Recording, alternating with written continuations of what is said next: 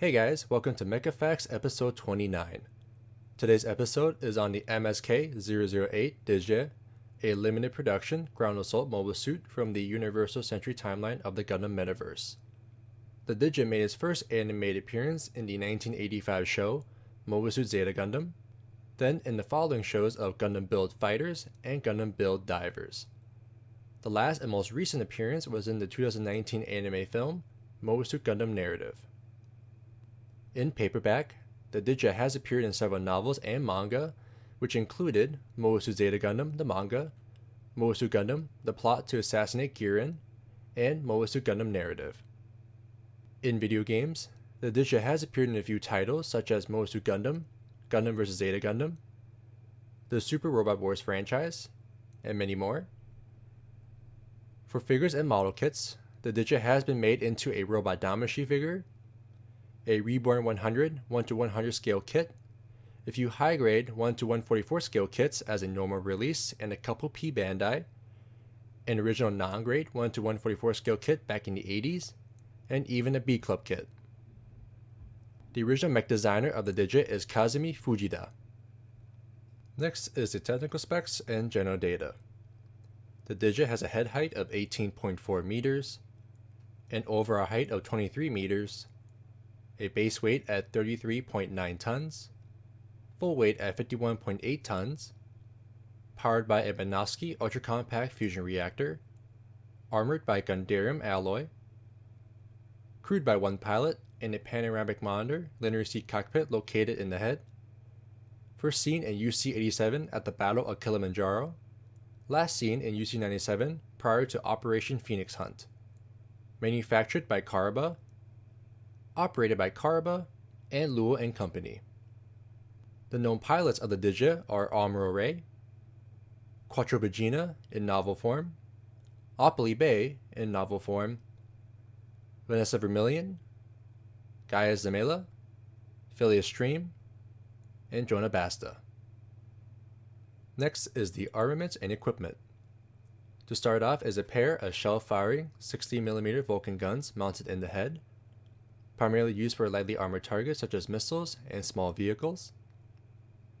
Next is the round shield, which is mounted on the right shoulder for defense against other mobile suits and small arms.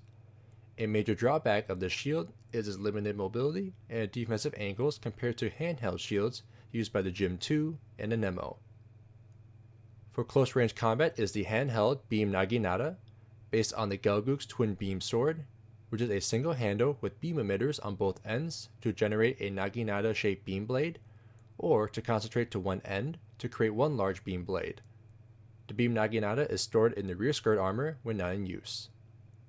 Next is a handheld BRM-87 beam rifle from the Hyakushiki. This is the Dijeh's standard range beam weapon, which is powered by a replaceable E-pack and has a retractable hook to be stored on the backpack when not in use.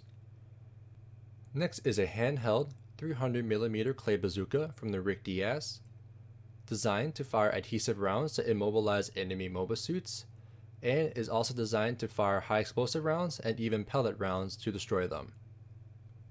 The clay bazooka carries a 7-round magazine at all times, with at least one round in the chamber, and also has a retractable hook on the top to be stored on the backpack when not in use. Next is a weapons rack on the left shoulder, primarily used to store and carry large weapons into combat, and it was said that Amuro Ray himself proposed this piece of equipment to test various weaponry. Next is an optional Hyper Mega Launcher from the Zeta Gundam. This is a large and powerful mega particle cannon that exceeds a battleship's main gun and can be stored on the weapons rack when not in use. Last is the long beam rifle from the Rezel. Like the previous BRM-87 beam rifle from the Hyakushiki, this was the standard range beam weapon for the Dijeh. The major difference is that this long beam rifle has sensors to provide long-range marksman support for its fellow mobile suits. To wrap up, here is the history and lore. During the Grips conflict in UC-87, Kariba, the AUG's Earth-based allies, were impressed by their ace mobile suit, the Rick Diaz. So Kariba, along with support from its space-based allies, went forward to design and manufacture a new mobile suit based on it. The result was the Dijeh, a mono-eyed mobile suit designed by former Xeon engineers to use basic avionics from the Nemo, enhanced communication systems, large and lightweight radiator fins to provide enhanced cooling, and vectoring thrusters for superb performance within Earth's gravity. All features make an awesome and feature-rich ace mobile suit for Karaba's Mobile Suit Force. The Dijeh's first combat deployment will be against the Titans in late UC-87 during the Battle of Kilimanjaro. The one prototype will be piloted and assigned to one-year war ace, Amuro Ray, who spearheaded the Karaba Ayuk assault against the Titans in Africa that day. After the Battle of Kilimanjaro, the Dijeh would deploy alongside the Zeta Gundam to escort Lieutenant Quattro Pagina, better known as Char Aznavour, to the Federation Assembly in Dakar. The mission was to broadcast live on TV the ideals of Xeon Daikun and the next phase for humans to move on to space. However, it was also the opportunity to expose the harmful acts of the Titans, showing the Titans' reckless nature, their reckless attacks, and disregard for safety for the city and its population. This broadcast would force the Titans to lose support from the public and eventually the Federation government.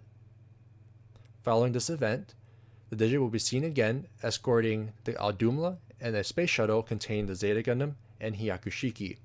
The plan was to send the Zeta Gundam and Hyakushiki and its pilots back to space to finish this war. During the battle, Amuro and his Dijeh would display the ace-like capabilities of the mobile suit, defeating several Barzams, the Virulent, and even the Garuda-class Melord. And this would conclude the Dijeh within Karaba's service. However, 10 years later in UC-97, a team of Dijehs with long beam rifles from Luon Company conducted an operation to capture Martha Viss Carbine from Federation custody. The goal of this operation was to capture her and obtain information regarding the renegade Unicorn Gundam 03, the Phoenix. Despite being a 10-year-old antique mobile suit, the element of surprise and superior skills of its pilots overwhelmed the newer Federation Angshas, Gustav Karls, and Jagan escort types with ease. And the battle wasn't pretty for the Federation forces, so beware when you call a mobile suit antique. And that concludes this episode of Mecha Facts on the MSK-008 Dijeh. I hope you guys enjoyed the video, and if you did, please make sure to click that thumbs up button, leave a comment down below, and hit the subscribe button with the bell to stay up to date on new episodes. Thanks for watching, guys, and I'll see you guys later.